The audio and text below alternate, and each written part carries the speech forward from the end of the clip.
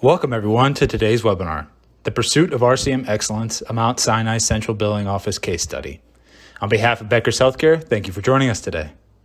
Before we begin, I'm going to walk through a few quick housekeeping instructions. We'll begin today's webinar with a presentation, and we'll have time at the end of the hour for a question and answer session. You can submit any questions you have throughout the webinar by typing them into the Q&A box you see on your screen. Today's session is being recorded and will be available after the event. You can use the same link you used to log into today's webinar to access the recording. If at any time you don't see your slides moving or have trouble with the audio, try refreshing your browser. You can also submit any technical questions into the Q&A box. We're here to help. With that, I am pleased to turn the floor over to Mathavi Bezwada, Vice President of Client Success at Waystar, to introduce our presenters. Thank you, Brian. I'm excited and honored to introduce our speakers today. As a brief introduction to Waystar, we provide market-leading technology that simplifies and unifies healthcare payments. Our cloud-based platform streamlines workflows and improves financials for healthcare providers of all kinds and brings more transparency to the patient financial experience. At Client Success, as Vice President at Waystar, as Vice President of Client Success, over the past 2 years, I've had the opportunity to work with our speakers, Nestor and Ed. Both Nestor and Ed have 30 years of revenue cycle and IT experience, and they've worked together at 3 different institutions. I'll say they're a dynamic duo. Nestor has worked at numerous academic medical centers with a focus on centralized professional billing. In 2013, Nestor joined Mount Sinai's doctor's faculty practice as Director of Revenue Cycle. Ed Peterson joined Mount Sinai in 2012 and has led their central billing development for their Epic Resolute implementation, serving as the chairperson of professional billing. Today, Ed's role is Senior Director of IT Professional Billing and Ambulatory Patient Access. And I'm excited to hear their presentation today. And with that, I will turn it over both to you, Nestor and Ed. So, hello. Thank you. Go ahead, Nestor. All right. So, hello, everyone. This is Nestor Diaz, Director of Revenue Cycle.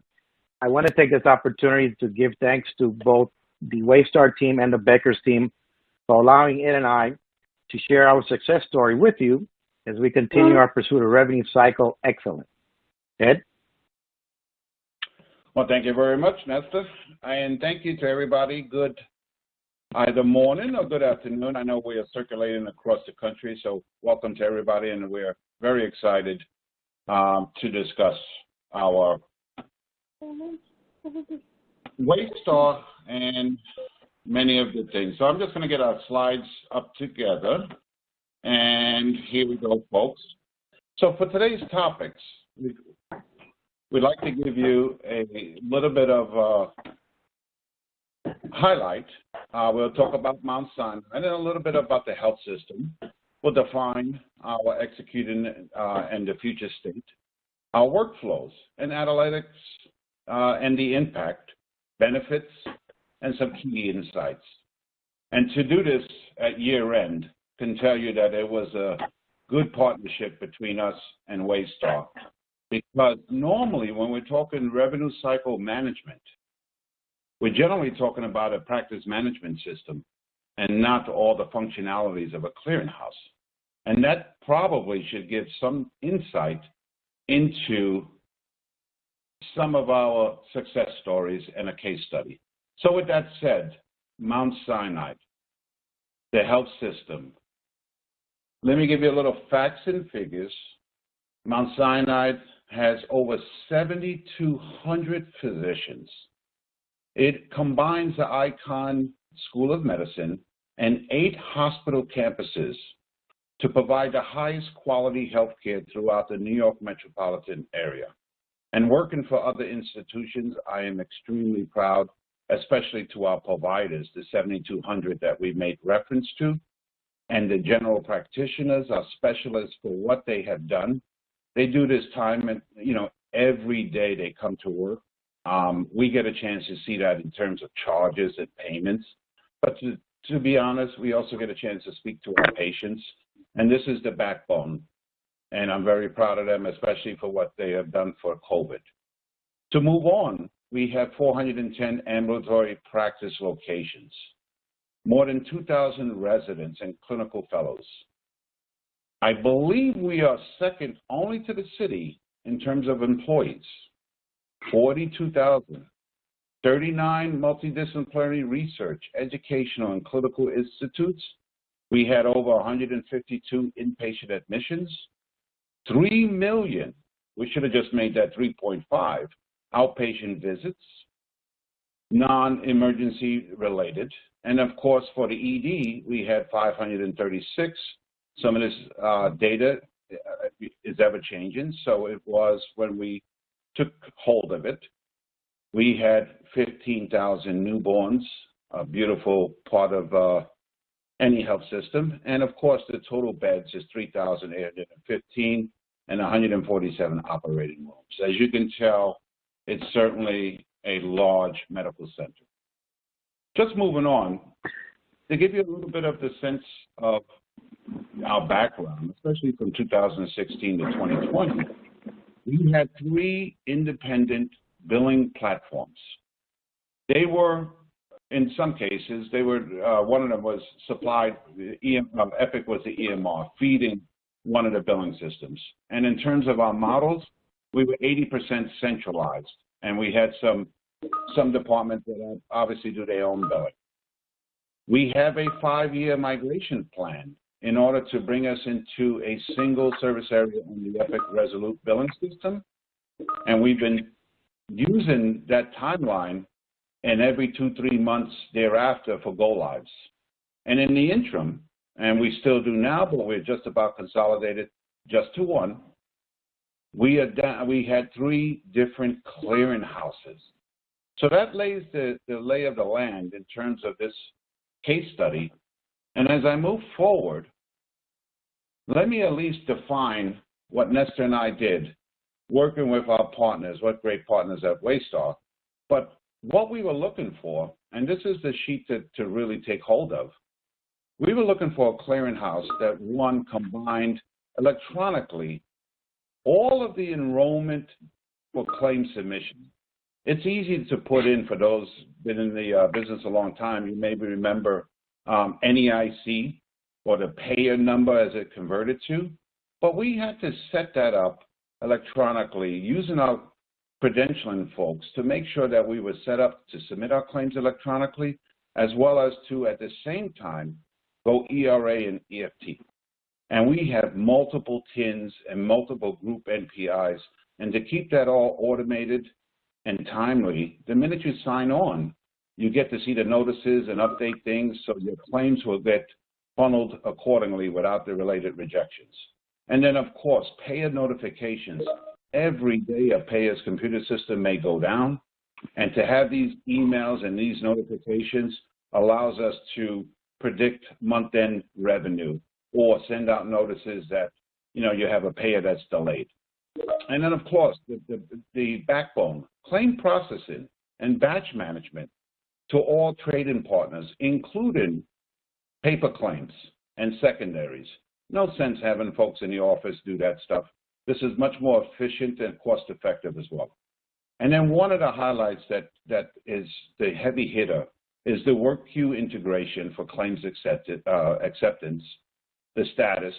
And not only that, we also have up the solicited 276 and 277. We are able to take 4,000 claims at one time to a trade-in partner that can accept the signal, the 276, and inquire what happened to the claim. Moving on, we are also working on the timeline for electronic medical note submissions, so you do not have to drop the paper and then fax it. That is a heavy toll on any billing office. And then, of course, managing the remits. We get over 400,000 remits a month.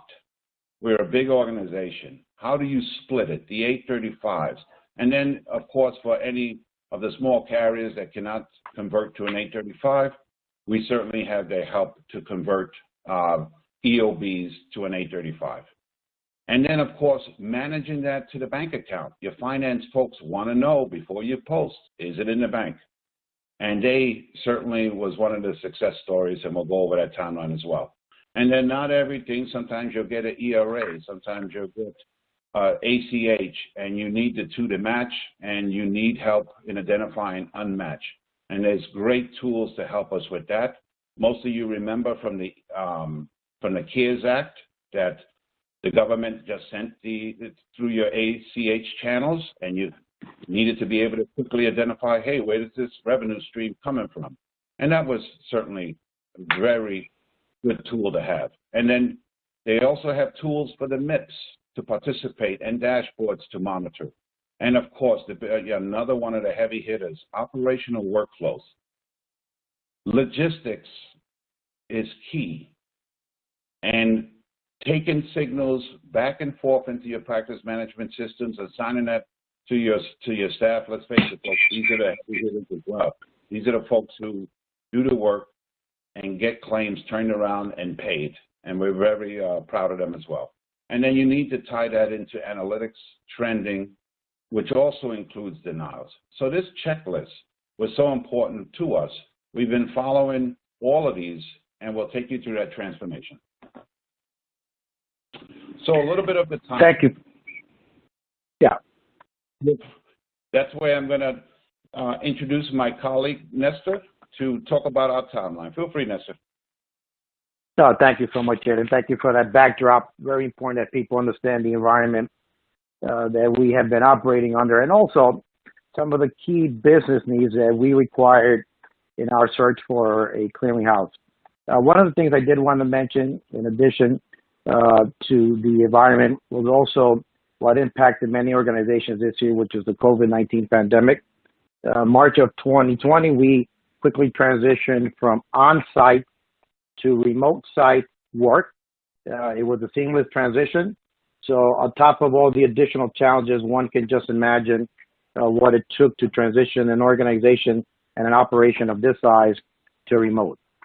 So now on to the implementation. So March of 2019, we've engaged with our business partners, Waystar. We implemented Claims and Remits Manager. Shortly after, in October 2019, we began to roll out the analytics. Very important. You want to be able to report on your claims volume, your remittance volumes, look at trending on denials and other activity that is so important to leadership and so important to operations in order to make those smart decisions.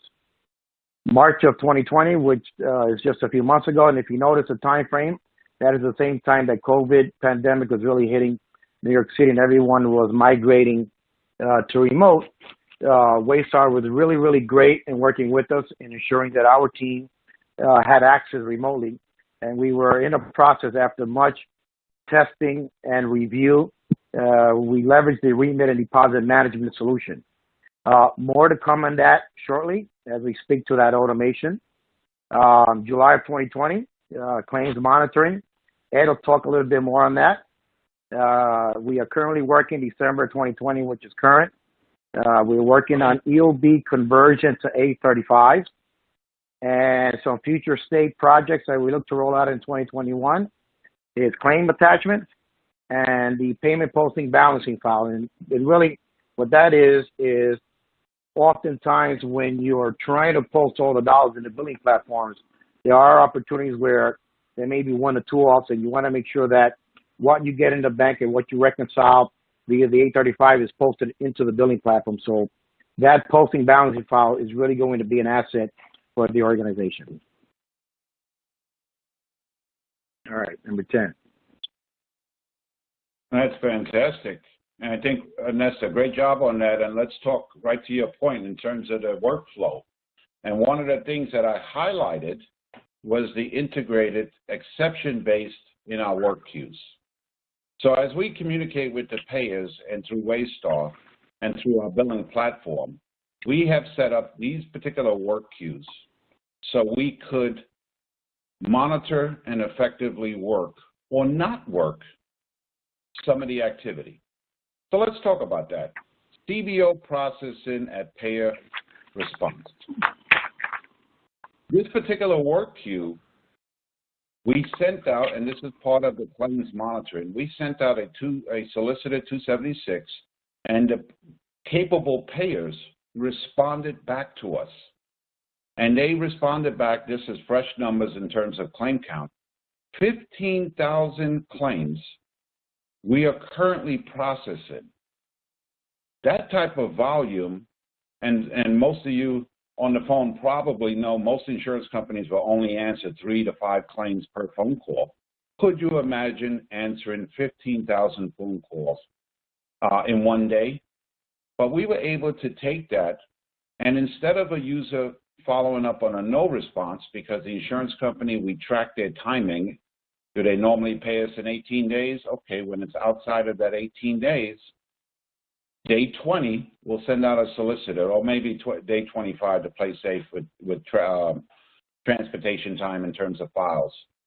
So this particular work queue, we got the signal, and now we know nobody or one of our skilled workers do not have to call. Or, of course, the insurance companies, as I move down to the second work queue, the insurance companies love putting as many pre-adjudication edits as possible.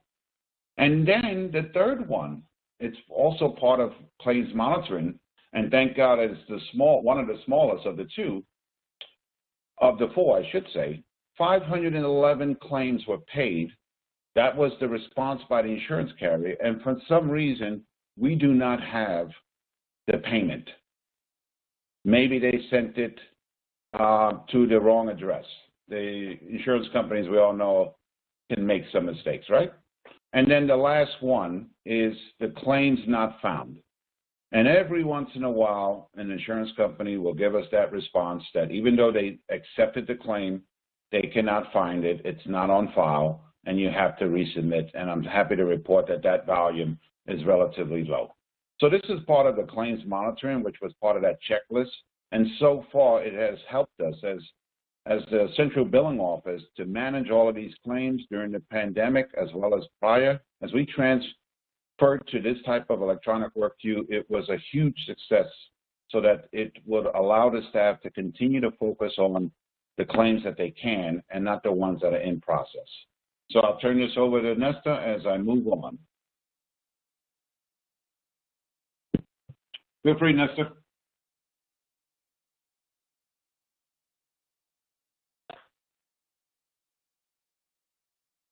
All right, I don't hear Nesta, so I will take this one. No, I'm on. I'm sorry, I had some connectivity issues. I'm back on. Okay.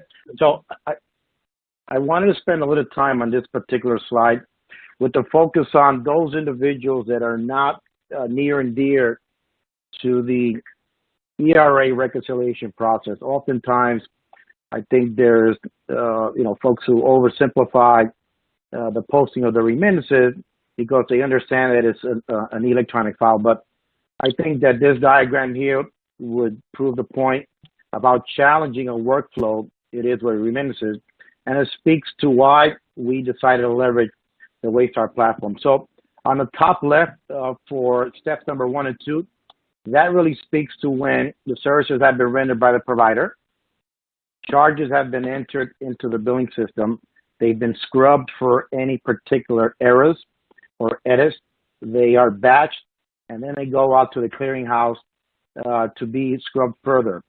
Clearinghouse does their due diligence. They say that the file is okay. They send it on to the payer, which then ingests that file, and at the same time, they send back that notification that the file has been successfully passed on to the payer, and that is step number 3. So here's where it really gets interesting, because as you can see, as we move from step number 3 to step number 4 and 5, from the start, the payer sends 2 files which travel through distinct tracks, right? One of them is the 837P. Hopefully, it'll be for a payment. That includes all of the claims that you just submitted, and that goes through the IT track. And that normally goes from the payer, gets dropped to a directory, then it gets pushed, not pulled. Clearinghouse picks it up, processes that file. Hopefully, it'll be 5010 compliant, and then they massage it for the organization billing platform. At the same time, the payer sends notification to the bank that they wish to process an EFT, which stands for electronic funds transfer, and that transfers through the ACH, which is automated clearinghouse, which is sort of the superhighway where 90%, 95% of the electronic funds transfer through. That goes to the organization's bank. So right there, you can see two different tracks, two different files going in two different directions. At some point, and that is subject to whether or not the bank has a holiday or their cutoff times, there may be a delay. Step number 5 is where that really comes together. So the organization, either through a manual process or through the process we have now, needs to bring those two files together, which is known as reassociation, right? So now you have the A35, hopefully it's been processed, everything is going according to plan, the money's in the bank, someone's reconciling that, and as Ed alluded to earlier, you can either post that before you get the money or you can post it after you get the money. Either way, step number 6 is where that occurs. And then, of course, there are some other transactions that happen within the billing system itself, and I won't go into that for this presentation. However, at any given point during the transfer of files from the payer either to the clearinghouse or the EFT through the ACH highway to the bank, there can be a bunch of things that can happen, right?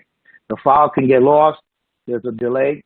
So if the step 5 is not in a position, or the staff is not in a position to reconcile, they'll continue to search for the EFT or the ERA, and that you see in step number 7 and 8.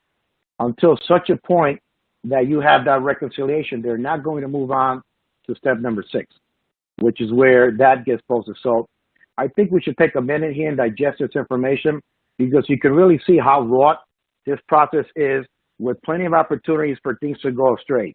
And the reason why, again, that I am putting that out there is for those folks that are not close to the operation, they can see that this is a challenging event here.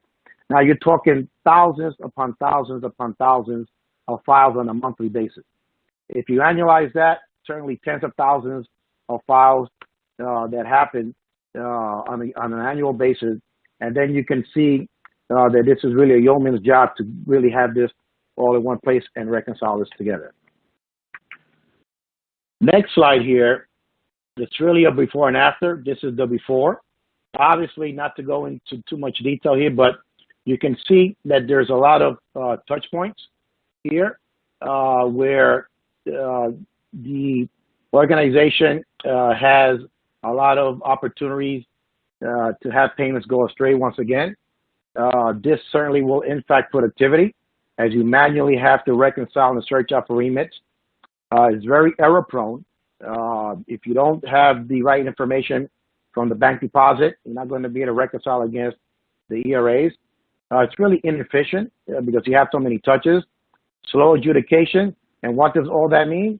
Really an AR bottleneck, right? The slower it is to get that cash post in the system, the more likelihood that some of those accounts are going to be touched by the AR team because they're doing follow-up. And if you're certainly outsourcing some of that, you're probably going to send out some claims that you don't want to the outsourced vendors for them to also do follow-up. So you can really see this is a really a lot of waste of time if you don't get that process to be more efficient. The after, of course, is a more efficient workflow. You can see we've eliminated a lot of the manual touch by implementing the Waystar RDM process. And the reality is right now is that we have eliminated much of the manual reconciliation. We've increased our productivity because folks are no longer spending time trying to find out and downloading bank deposit files and putting them in pivot tables and then sending them out to the remittance posters.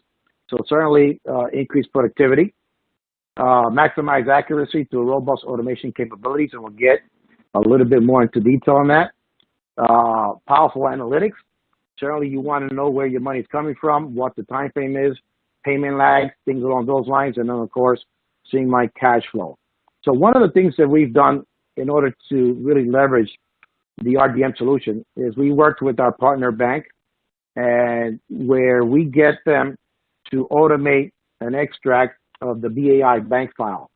Previously, we were doing this manually, and this is really key to the whole reconciliation process, because you need to extract that deposit information from the bank, and then you need to reconcile it against the ERA. By automating that particular workflow, you get the daily deposits. No one has to go in there and manually extract that. It's an automatic feed into Waystar. They then ingest that file, and they automatically begin the reconciliation process. Now, we've strategically worked with our bank in order to have that process performed twice a day, once in the morning and then once late in the afternoon. Why is that? Because we want to be able to get same-day cash deposit information into the RDM solution so we can accelerate that reconciliation and then pass those files into the billing platform for posting. That enhances cash flow, and at the same time, it'll decrease the accounts, the number of AR accounts that are pending payments. And not just payments, folks. We're talking denials, management, and things along those lines. So you can see by having that done twice a day, it accelerates cash posting. So here's your after. Operational objectives. Certainly automation, as I just spoke to, quantifying and identifying unmatched ERAs and ACH deposits. And ultimately, what do we all want to do when we implement these projects? We want to realign staff to those areas that we do not normally get an opportunity to touch. Ed, you want to take workflow and analytics? Absolutely, and thank you, Nesta. And one important factor to the timelines and the shrinking and the more automation, it really has what we're all here to do anyway, is it has the patient engagement factor and the increase of satisfaction to our patients. As the year ends, we also have a lot of patients. Can I have my 2020 receipts for my savings accounts? And all of this needs to be timely. And if you have bottlenecks where you couldn't find the 835, you couldn't post the payments, and then the year changes over, it gets very confusing for our patients. So some of the timelines, and we have some KPIs to show you folks as we move down the slides, it's going to show that decrease in AR days and posting days because it actually improved, which is the best story of them all, it improved the service to our patients. So I will move on to this workflow, and we kind of discussed it already, the integrated exception-based work queues. I rather work on the yellow and the red lights and allow the green lights to just go ahead and get paid. Or denied, been in this, for 30 years, so you can't get denied, but it allows us to turn around those claims quicker. And it also is an auto-assigned to our workforce. And this particular workforce in our centralized billing office, operationally, these folks can spot new issues and quickly get it back to Nesta and I where we can make some adjustments in our billing system and overall the productivity increase. And we have some slides to talk about that. So I'll move on to that last one, the analytics. Real quick, real quick, Ed. So just to channel what Ed always likes to say is that tomorrow's paycheck is in the AR. The claims that have already been paid, that money's in the bank. Let's focus on tomorrow's paycheck. That's one of my cliches that we've been working together too long. Yes, you can have it, though. It sounded good when you said it. Claims and pre-denials, exactly to Nesta's point. We got to make sure logistically our claims go out to the payers, get accepted, and this is no surprise to anybody. But to Nesta's point, pre-denials is tomorrow's paycheck. You need to work them. You need to get them into a work queue and the folks identified to address them. And remit trending reports and payer trending reports. I think, Nesta, we can move on to the next one, right? Let's give them some volume here. There you go. This is just a snapshot, and it's just one of our billing system in terms of claim volume. And most of you should easily recognize March and May 20. I'm sure most of our colleagues over the phone knows and can identify that dip in claim volume. But as you can see, it is steadily on the increase, on the incline, and it is significant claim volume to manage. And what is the percentage of clean claims and all of those fancy reports? It is nice that we can do them in redundancy, not overlap, but redundancy from our practice management system into some of the trending reports on the Waystar side are just fantastic. And sometimes you guys know, and I'll be very transparent to the audience, I think it's good to know, sometimes when reports go out, the first question is who ran it? And we then want to validate that the report is correct, and we have the ability to cross-compare the two. I'll turn to, I think we have one on remits, right? Unless you want to take this one? Yeah, so certainly almost a mirror image. Let me move this over. I'm really having connectivity issues. Could you move that over for me, please? So almost, that's claims, all right. So almost a mirror image to the claims, obviously, is remit volume once again. If you focus your attention on the time frame between March and May, you can see that that's really correlation between the COVID-19 and patients not coming in to see their providers. And the volume is certainly increasing, and it's on the upswing once again as claims volume increases as well. So as you can see, we have hundreds of thousands of remittances annualized that we process here. So looking at opportunities to streamline and to put automation in place was one of our priorities. Certainly looks like a lot of files, Nestor. Now, to our colleagues on the phone, let's talk about the benefits realized. I think that's the end game, right? What's the bottom line? Nestor, feel free to take this one. I think you sell it very nicely. So, average days of payment and rejections went from 36 to 22 days. Certainly, as I stated, a lot of the automation opportunities that we had with increase in provider enrollments for EFT ERAs, the BAI file extraction from the bank into the RDM solution, all that cash acceleration has really shown up in our metrics. Number of FTEs repurposed went from 8 to 5. Certainly, as I said earlier, removing, and not only on the payment posting side, but on the AR side, redeploying your troops, and Ed and I are both ex-military, just so you guys know. Redeploying those troops is very important because you want to hit those areas that you don't normally have an opportunity to work. So certainly some good efficiencies there. Back office processes, we went from 2 to 8. I just outlined some of those processes, the BAI file, the automation. Also, let me mention that unmatched payments also get funneled automatically into what is known as a work list. So my team goes in there every morning, they look at what's unmatched, and then they start doing research as to why that payment is unmatched. Could be that the EFT is delayed, or vice versa, but that work is automated, so they don't have to get fed information from our reconciliation team as to go research these particular payments and these particular remittances. So that's a really good automation. And of course, analytics, got to get that data, got to drive those numbers. Senior leadership is always looking at that. It also helps the operations make decisions as to where they want to deploy the troops. So we went from a very fragmented poor visibility environment because of the multiple billing platforms into one holistic database with dynamic reporting where you can create reports on the fly. Absolutely. I will just add on that you really need to take a look at that number, 36 days to 22. That is significant progress.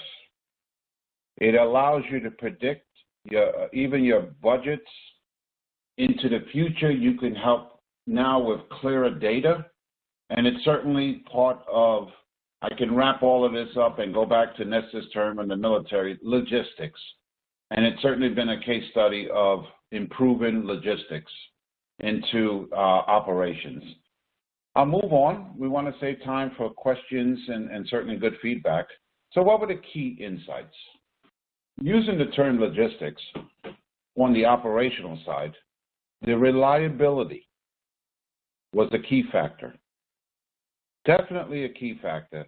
Every day I expect to drink my coffee and log on to a dashboard and look for the highs, the lows, and address any of those lows so we can get them back to the high point. But, you know, folks, when you're looking for, you know, partnership into a company, you also, most of you know the term service. Service is probably one of the highest attributes that I can give them, because we have been on this implementation road for quite some time, and each and every week we have meetings as we deploy new automation, or as we circle back to finish up the prior one. It is just fantastic. And that's one of the reasons that year-end we would agree to present our case study, is because of the service that they have provided. And then the automation to the needs of the health system with the long-term scalability. It is absolutely where we're moving, and it provides ultimately these logistics, and this automation provides the service to our patients. And since customer service is part of our central billing office, we get about 25,000 phone calls a month. We certainly can feel the heartbeat of our patients in terms of customer service, customer feedback. We know how long they've been waiting in the office. And of course, if they want to bill and they're looking to anticipate what, you know, when are you going to send me the bill? They say that all the time. I want to make sure I pay before year end. We can now give them better reliability with regards to time frames. And then, of course, you know, as I move down to the next one, cost effectiveness over short-term cost. Best way to say it, if your roof is leaking, fix it. And sometimes don't worry about the cost, because it all comes back. And this is the decisions we made to work on reliability, service, and automation. And of course, cost is always a factor, but let's be fair. Cost effectiveness is a better way to look at it. And then I'd like to really highlight number 3, subject matter experts during implementation. In the central billing office, we have pods. Some folks call it pods, units. We have our credentialing folks. I would love to mention all of them over the phone, but to be honest, you need to bring the subject matter experts to the table, not the consultants, not the folks who are not doing the work. You need to bring the folks who are doing the work, because they're your best subject matter experts. So when we got going, our credentialing folks was part of the equation. They are part of our weekly calls. As new providers join, you don't want all that learning curve to fall apart. You have these workflows, and we also have our payment posting folks on the phone. And we have our AR folks on some of the related calls. As we are getting ready to install the electronic submissions of the medical records, well, that's what the AR team is doing every day. Medicare's or CMS sends out the ADR request. You have a high, profile EMR, and you have to drop it to paper only to fax it to the insurance company. That is the next project that we're working on. And of course, we bring our director of operations for AR, and so that they can understand and work with us to develop the workflows that are both efficient and accurate from go live, not to revisit and add, no value rework. So, Nestor, do you want to add some key insights as well? Oh, absolutely. Thank you. And so getting back to point number 2, cost effectiveness over short-term cost. The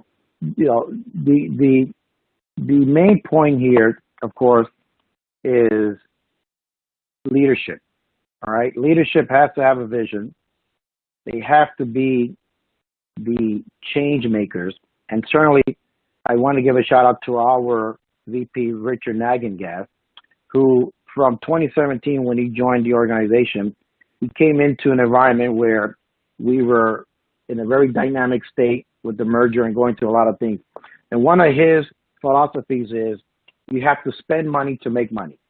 And as he saw some of our challenges that Ed and I were outlining with regards to operations, a lot of the manual work that we had, he initially got on board, brought in the Waystar team, and through that partnership, we've been able to accomplish a lot of the things that we've accomplished today. So in short, you really need a leader from the top that shares your vision and understand your pain points, and they need to provide that support and be a game changer throughout the organization. And certainly, we've had that support from our VP, Rachel Agnew. So I just want to make sure that we give him his shout out because he's been instrumental in helping us get to the point that we are today.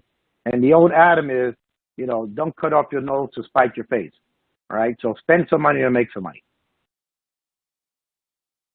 Agreed, and I agree. Certainly, Richard is instrumental to whichever we go, as well as our folks on the operational side, our credentialing folks, our directors of operations. You guys have done a fantastic job as well. So let's just move on, and let's open up and save 20 minutes if we can for questions, answers. We can go high level, we can go granular. Feel free, folks, to inquire.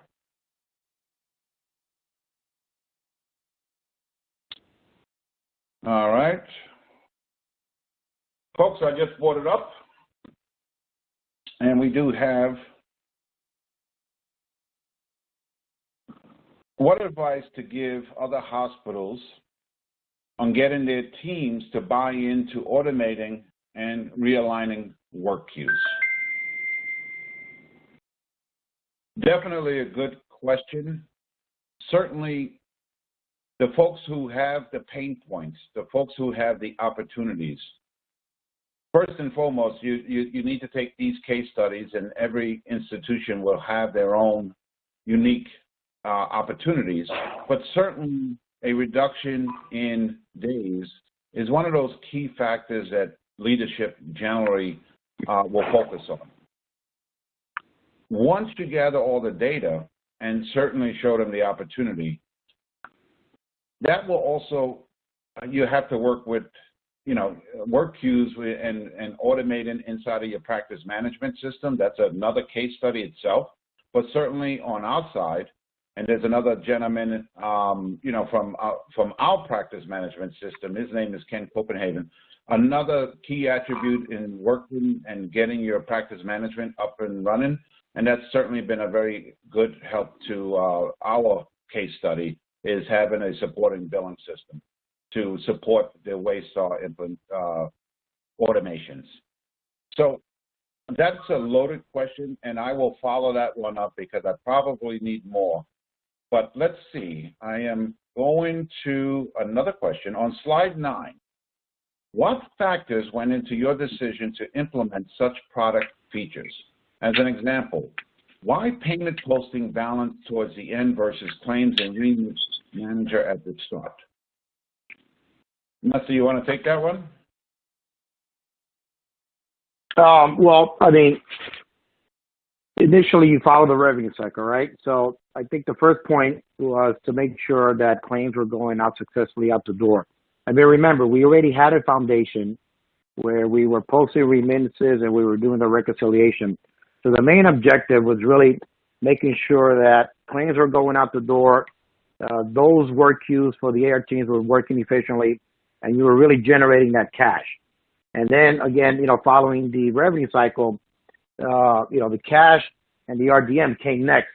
I think that it took a little bit longer because of the complexity in understanding how we do things within our CBO. We're not just managing remittances, we're managing lockboxes. We manage credit card payments, online, collection agency files. So we have a host of all these different revenue streams, and we really needed to lay that out.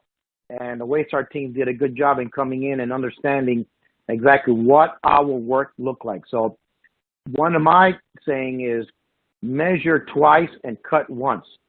So once we had that all laid out, then we decided to go with the automation. But we didn't want to risk jumping the gun and getting ahead of the revenue cycle by doing the cash first. It just made good business sense to follow it that way. That's simply put. And this is Brian with Backers. I just want to apologize. The platform kicked. I got bumped off there for a second, but I'm back now. And Ed Nestor, apologize for that. I'm happy to jump in and take on the Q&A here, but want to make sure, Ed, I don't want to cut you off if there was more comments to add there.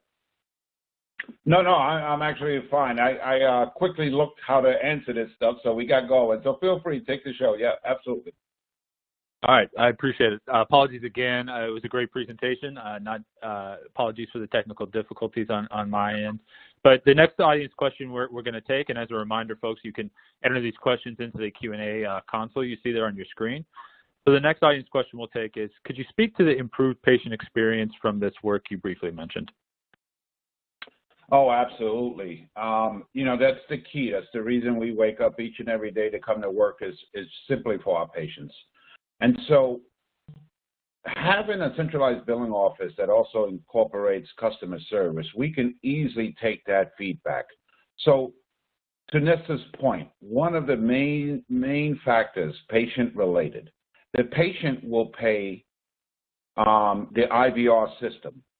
And whatever vendor we use for IVR, right now it's a flat file that comes to us the next day. So with T-1, they make the payment today, we post it tomorrow. But sometimes the patient will call for an immediate receipt. Or they'll call the next day, hey, by the way, I just paid it yesterday. And if you didn't have that payment posted, especially a patient-facing payment, then that time and delay will kind of highlight, and their confidence will drop. Hey, I made a payment and went through my credit card. Why can't you see it on your system? And that is huge. Or when they make the payment through the lockbox, do you want to have days go by where another statement cycle goes out? And the patient may not realize that it kind of crossed in the mail, but sometimes 3-4 days is not crossed in the mail. That indicates a payment posting problem. And this is one of the successes that we've taken to answer that question. Excellent. It makes a lot of sense to me, right? You want to see those funds attributed to your account there. So the next audience question we have is, what, if any, new skill sets and/or positions were needed for the successful implementation? Well, that's a great question. I will take that one and say the CBO has about close to 300 FTEs. And that's the finance way of saying it. We have 300 skilled folks that we really didn't need anybody. We didn't even use a consultant. Nesta's been in the revenue cycle for 30 years, myself. We've traveled to the same, but we are supported by other directors, our credentialing folks. Nesta's team, he has payment posters, and that's the easy way to say that's, the term 30 years ago, payment posters. These are rev cycle experts. Not only do they post a payment, but they know what the contractual adjustment should be if you got underpaid. And so we had an internal skill workforce that we didn't need any outside folks to answer that question directly. Excellent. And we'll roll right to the next question. Again, we've had a ton of great engagement from attendees here. So the next question is, how important was the choice of bank to what you have accomplished? Nestor? I'm sorry. Repeat that again. For sure. So the attendee asks, how important was the bank choice to what's been accomplished here? Well, the bank choice is always very important, right? You want someone who understands the revenue cycle, again, understands the needs of the operation. It's sensitive, to leadership's requests, things along those lines. So, choosing a bank that's capable of partnering up, not only with you, but whatever other vendors you're working with is certainly key to the success story. As I said earlier, we partnered with our bank, and getting the daily BAI output file was key to one of the successes in the automation. And if I just may, our partner bank is JP Morgan Chase. Appreciate that, Nestor.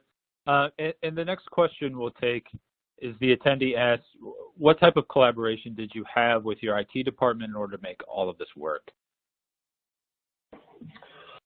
We always partner up with our IT partners, and we had, I would say, a fair engagement. Clearinghouses are nothing new to the IT department. I actually am part of the IT department, so I can certainly say that they were very engaged. and they came just as any good partners, and they joined us, and they continue to join us. To be honest, that weekly call that I made reference to, I have a few colleagues there. I would love to mention everybody's name, but the truth be told, the folks that are part of IT, and especially part of claims, have been an integral part of this success stories. Absolutely. And the next question that we have, the attendee asks, when considering ROI, is the value received based totally on FTE reduction? If so, what is the ROI when compared to FTE cost savings? So I'll just rephrase that again. So when considering, if ROI is considered the value received based solely on FTE reduction, if that's the case, then what is the ROI when compared to FTE cost savings? That's a question that, when we say FTE cost savings, to me, there's, and we're fortunate that I think that, in all honesty, you just reposition your folks to where the next fire is. We are a growing institution, and so we have to meet challenges with many of the priorities, and there's always seemed to be good places for folks to update their skill sets and to help us on another avenue of automation and those things. So I hope that answers the question, but I'll take that one and follow up with the user to make sure that I cover their answers, because there's many ways for FTE cost saving, and I want to make sure I'm following it in order to be transparent to them as well. Right, and I totally agree with Ed's comment. Normally, one considers cost savings with staffing cuts, but since we're in a growth phase, and even if we weren't, I think I alluded this to earlier in my presentation, repurposing, all right? Putting those folks into areas that you don't normally have an opportunity to touch every single day. So now you're moving away from some of these manual process, and you stick them in another place where you're going to get a bigger return on investment, because now they're working towards resolving some fires, as Ed said, that you would normally not be able to get to. So, when we say cost savings, I think we got to be a little bit careful in how we imagine that. Yeah, absolutely. Some complicated things to unpack there, but some great questions overall from the group here. And we'll go ahead and move on to our next question. So the question here is, what other financial or operational measures has your hospital taken this year to make up for COVID-19 related revenue shortfalls? Telehealth. Certainly telehealth, the telemedicine, the phone calls, remote monitoring, obviously do it yourself at home, and we will check your data and to make sure you're progressing according to the care plans. But certainly telehealth, like any other institution, has been there. And of course, we have the outreach to our patients that, even within a pandemic, you still need to see the providers. You have other health conditions that, we will certainly, we protect our employees, we protect our patients. We are administering the vaccine. We've been working on that particular project for months now, and it's a pleasure to see that and inspiring to see that up and running as of today. And so there were many different avenues. We also focused in, since this red cycle, we also focused in on internal collections.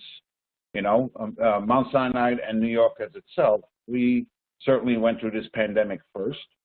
And as folks moved on to staying at home and those things, and a lot of the jobs shifted, we adjusted for that as well. We halted our external collections, and we focused on internal collections to minimize commissions, as well as to provide, as people shifted to other avenue streams, unemployment and those things that disrupted the biweekly pay cycles and what have you. So, we adjusted for both our patients as well as our financials, and I hope that answers some of the questions. Yeah, and to add to that, I think that, if you're looking at your Press Ganey results, certainly moving to an internal collections strategy as opposed to continuing to outsource your self-pay to the collection agencies, your patients appreciate that, right? Because now you're either suspending or you're redunning some of your self-pay statements, and they're not getting those external statements or contact calls from a collection agency. So it shows that you actually care for your patients and that you appreciate the dilemma that many of our patients underwent when they also were impacted by COVID-19 by reduction in workforce and things along those lines. So that was, something that the leadership and Ed certainly thought about, and it turned out very well. Excellent. Well, Ed, Nestor, we really appreciate you sharing all these wonderful insights regarding your experience today. And we're coming up to the end of the hour here, so we're just going to take one more question. So the final question I'll ask is, going through this implementation, what would you change, if anything, about the process? Nestor, you want to go first, or you want me to go first? I will go first. So certainly, from working with Ed, nothing there. Just kidding. On a serious note, folks, I don't think that I would change much. Any particular items. Certainly, things went as smoothly, and we hit all our timelines, and we were successful in reaching our goals. If you look at the timeline, so I can't really pinpoint anything in particular right now. So I guess from my end, I don't see any change if I had to do it over again. I mean, I agree with Nestor, and certainly we've been working together for 30 years, so that is certainly no colleague or business partner. That's a friend. And I would agree with him at the same token, because, I wouldn't have found the time, to be honest. It's one of those success stories that we felt the need to share, because nothing comes to mind at what we would change. I mean, I'm a senior director. What would I like? I would like everything implemented. If I start today, I want it done tomorrow. But that's not realistic. The timeline went exactly how it was scoped out. Our business partners from the Waystar side to the Epic side to our leadership at Mount Sinai, everybody came to the table. We were on track to the project, and it's so far, with months and months into the projects, and we keep growing and signing up to new features. It is certainly, one of those things that, like I said when I opened up the presentation, normally you're talking these success stories with a practice management system, not a clearinghouse. I've been doing this since 1990. You're normally not talking about the logistical power of a clearinghouse. And I think that's a success story on its own, is that this is the logistics that providing supplementing our billing system and ultimately providing a better patient experience. I think those are some wonderful comments to close us out today. I want to thank Ed, Nestor, for that great presentation. I really appreciate it again. And I also want to thank, on behalf of Becker's Waystar, for sponsoring today's webinar. To learn more about the content presented today, please check out the resources section on your webinar console and fill out the post-webinar survey. Thank you for joining us today. We hope you have a wonderful afternoon. Thank you, everyone. Bye-bye.